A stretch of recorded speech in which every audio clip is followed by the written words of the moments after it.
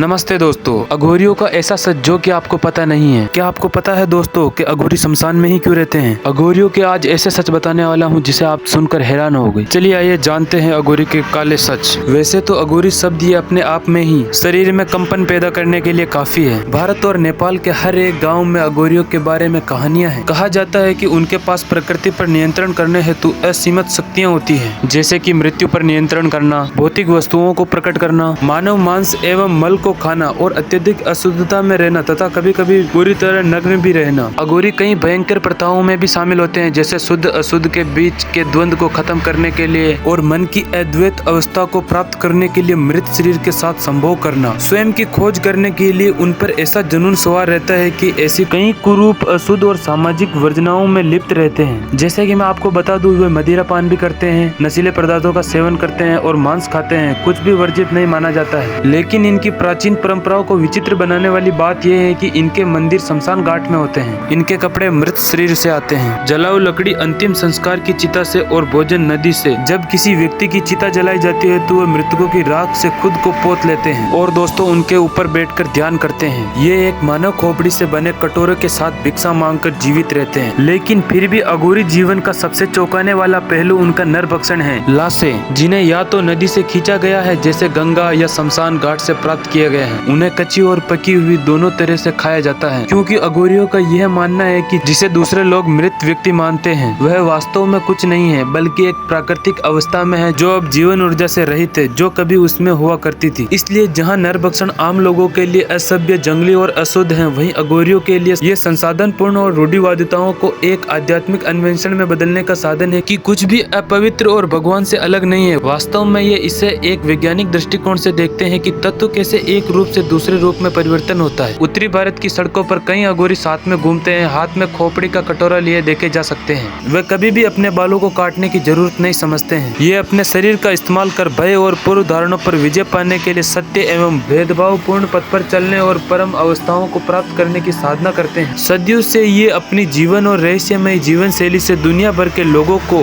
मंत्र मुग्ध करते आ रहे हैं। अघोरियों के इतिहास को देखा जाए तो पता चलता है कि सर्वप्रथम अघोरी जिसने भविष्य के अघोरियों के जीवन की नींव रखी, उनका नाम कीवाराम था। माना जाता है कि वह 150 साल तक जीवित रहा और 18वीं शताब्दी के अंतिम चरण के दौरान उनकी मृत्यु हो गई। अघोरियों का विश्वास है कि शिव परम और सर्वशक्तिमान, सर्वभूत और सर्वज्ञ है। उनके अनुसार इस ब्रह्मांड में जो कुछ भी होता है वह शिव की इच्छा से होता है। देवियों में उनके लिए माँ काली का रूप सबसे पवित्र है। अघोरी दावा करते हैं कि उनके पास आज के समय में मौजूद सबसे घातक बीमारियां, यहाँ तक कि एड्स व कैंसर की भी औषधियाँ उपलब्ध है। ये औषधियाँ जिन्हें वे मानव तेल से संबोधित करते हैं, वह एक सुई से जलने के बाद जलने वाली आग से एकत्रित की जाती है। हालांकि वैज्ञानिक रूप में इनका परीक्षण नहीं किया गया है, परंतु अघोरियों के अनुसार वे अत्यधिक प्रभावशाली होती है। अघोरियों के लिए कुछ भी अशुद्ध, बुरा या घिनौना नहीं है। इनके अनुसार यदि आप सबसे विकृत कार्य करते हुए भी ईश्वर पर ध्यान केंद्रित कर पाते हैं तो आप ईश्वर के साथ एक रूप हो जाते हैं। अधिकतर आबादी शमशान घाट के एक सुई के ऊपर बैठकर साधना करने की हिम्मत नहीं होती है। अघोरियों का मानना है कि हर कोई अघोरी ही पैदा होता है। एक नवजात बच्चा अपने मल, गंदगी और खिलौनों के बीच अंतर नहीं करता है, बल्कि सबसे खेलता है। वह माता पिता और समाज के द्वारा बताए जाने पर ही उनमें अंतर करना शुरू करता है। जैसे जैसे बड़ा बच्चा होता है और भौतिकवाद आधार पर चयन करने लगता है, तभी वह अघोरी होने के लक्षण खो देता है। हम बच्चों को भगवान रूप मानते हैं। अघोरियों का मानना है कि शवों के बीच संभोग करने से अलौकिक शक्तियों का जन्म होता है। महिला साथियों को भी मृतकों की राख से पोता जाता है। यौन क्रिया के दौरान ढोल पीटना और मंत्रों का जाप किया जाता है। वह यह भी सुनिश्चित करते हैं कि किसी भी महिला को उसके साथ यौन संबंध बनाने के लिए मजबूर न किया गया हो। और यह भी जरूरी है कि महिलाओं को संभोग क्रिया के दौरान मासिक धर्म होना चाहिए। लेकिन आश्चर्यजनक बात यह है कि सार्वजनिक रूप से मानव मांस का सेवन करने के बाद भी उसके खिलाफ कोई विशेष कार्रवाई नहीं की जाती है। ऐसा इसलिए हो सकता है कि वे मृत मानव मांस खाते हैं और उसके खाने के लिए किसी को भी मारते नहीं है। सच्चे अघोरी भोले और प्यारे और दयालु होते हैं और ये हमेशा मिलने पर आशीर्वाद देते हैं। ये अपना अधिकतर समय ध्यान करने में और ओम नमः शिवाय जाप करने में बिताते हैं। यहीं पे करते हैं दोस्तों वीडियो को खत्म। अगर आपको ये वीडियो पसंद आई तो लाइक कर देना और चैनल को सब्सक्राइब कर देना। Okay guys, bye bye.